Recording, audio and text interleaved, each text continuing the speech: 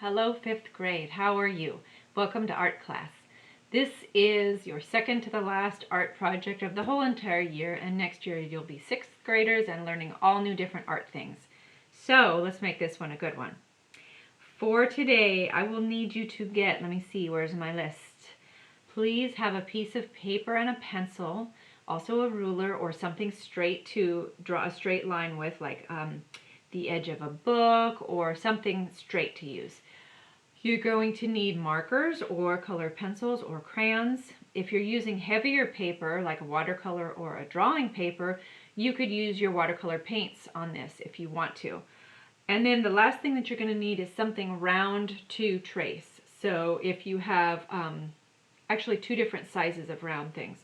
Maybe if you have a roll of masking tape, you could use the outer ring and then the inside of that ring to have two different sizes. You could have two different sizes of glasses or cups.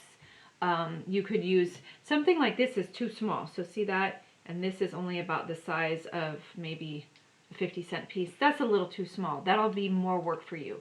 So I'm looking for something a little bit bigger, maybe about this size and a little bit bigger. Okay, so please go gather those items. I'll meet you back here in a minute and we'll get started. Okay, thank you for gathering all your items. Let's just review what you're going to need today. You'll have to have a pencil, ruler, piece of paper. I'm going to be using crayons, but they're not just regular crayons, they're watercolor crayons, which means when I get them wet they turn into paint. So those are a lot of fun. You'll need a cup or a glass or something to rinse your, with water in it to rinse your brush, and you're going to need a paintbrush. And then you're going to need a couple of round objects to trace. I chose tape rolls because I can use the inside and the outside of both of these to trace, and just with these two objects I can get 4 different sizes of circles. Okay, so let's get started. The first thing that you want to do is somewhere on your paper you want to make a line with your ruler. I would go lightly with the pencil, but I have to do it darker so you can see. So I'm just going to do a line here. Oh, I broke my pencil. Hold on. Okay. Plan B, another pencil. Okay, you're going to do a line here. This is a colored pencil because that's all that I had, and let me take care of this. That was the original one before it broke. Just going to get that out of there real quick. Okay, so one line, and then somewhere else you want to put another line, and you can have it go all the way across or on just a section. So I think I'll go maybe right here on just a section of this, like that. It's up to you. It really doesn't matter how you have your lines, and it also doesn't matter which direction you have your paper. Okay, so now we're going to start the tracing part. Pick one of your objects, and why don't you at first line it up on one of the lines and trace around it. Okay, and if you want, you can do another circle right around that one, and it does not have to be perfectly lined up. You'll see in a second what I mean. So see how the first circle is not right dead center in that second circle? So that's up to you. You can do anything you want on there. The other fun thing to do is overlap. Not just overlap each circle with each other, but you could overlap the lines. You could have some of these going off the edge of the paper like this, and on this one I'm tracing on the inside just to get a little bit different size. Whoops. Okay, let's go back to this small one, and maybe I'll have one here. I'm going to put one by itself up here. And as you're doing this, just kind of think about, do I have any empty spaces where there's nothing happening? Is there any area that's a little boring or maybe could use something? How about right here, I'll do an overlap.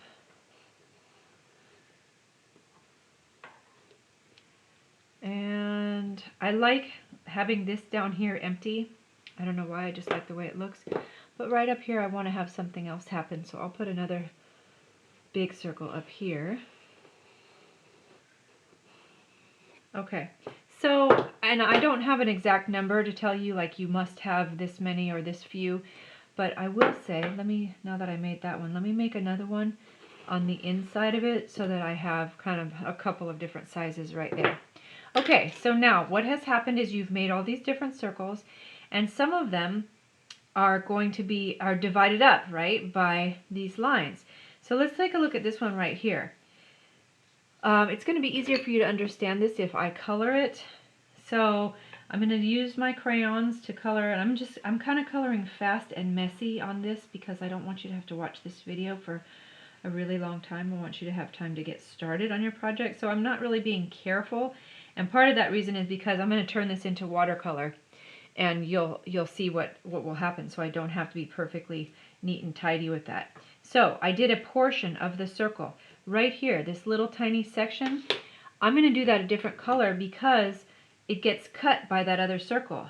So even though it's one big circle, each section of it is, in my design anyway, going to be a different color because I think it will be neat to see all these different colors in one circle.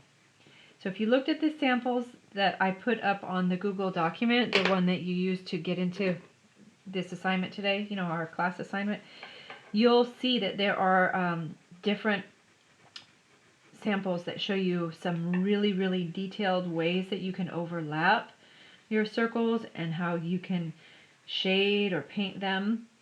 But I I'm going a little bit simpler on this one.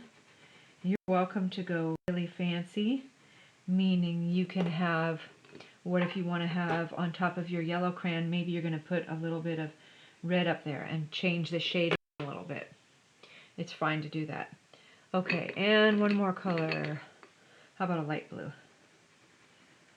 Okay, so I think you'll agree that my coloring in is very messy. But now let me zoom in to that one section right there. Let's get that in focus. Sorry, I gotta shift things around on my desk a little bit. Okay, now the cool thing about these watercolor crayons, like I was telling you, is that once you color with them, you can come back a week later, a year later, whatever, it doesn't matter, with just water and a brush, and you can paint over it and it becomes paint.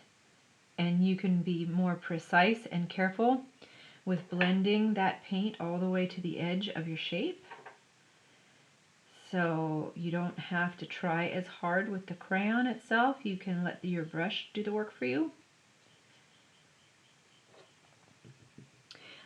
These crayons, if your birthday or something is coming and you want a birthday present, you could tell your parents about these. They're just called water-soluble crayons. There are lots of different brands. I have kind of a more expensive artist brand. The pigment is more intense, but there are definitely less expensive student grade brands which are perfect for you when you're just starting out. No need to spend a whole bunch of money. But isn't it beautiful how the colors just really come alive when water gets on them? Okay, so your job is going to be to color in whatever way you choose, whether it's marker, crayon, color crayon, or if you happen to have these water-soluble crayons, you need to color in your whole entire paper, including this background area. So this area over here where there aren't any circles, you're still going to fill that in. And just like with regular watercolor paints, right here on this little tiny section, if I overflow this water into here or into here, it will bleed, and those colors will bleed and blend together just like regular watercolor paints. So you may want to wait and do that part later.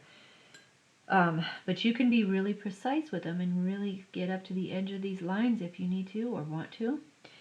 And that makes your artwork look more tidy and put together at the end. So let me just finish this one circle, and then you're going to be done watching me because you'll go on and do your own. And I'm being careful to keep it only in its own section there because I don't want it to bleed. But I wanted you to see this very last one where I had yellow and I put pink on top of it. Let's start with the yellow first. So we're just making it into a nice, vibrant, pinky yellow. Okay, but now when we get up here, because I layered it with pink, it's going to blend together and give you a beautiful orange over here. So you can layer colors with just the crayon and then blend them together once you have the water on. You can also come in and put more color on while the painty water is still wet, in case maybe you want some more orange there than what you have. You can layer. You can come back the next day after the whole thing is all dry and you can layer paint on then.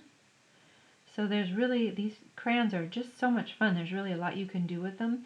You're not limited to just painting one time only. You can always add to it. Okay, you could even dip those crayons in water and color with them wet. And that's my least favorite way.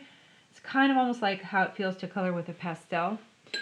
So you can do a lot with them. Anyway, I'm not trying to sell those crayons. I don't make any money off of selling them, but I do like to let you know about different art supplies and art products so that you can learn things. Okay, so I finished this one circle.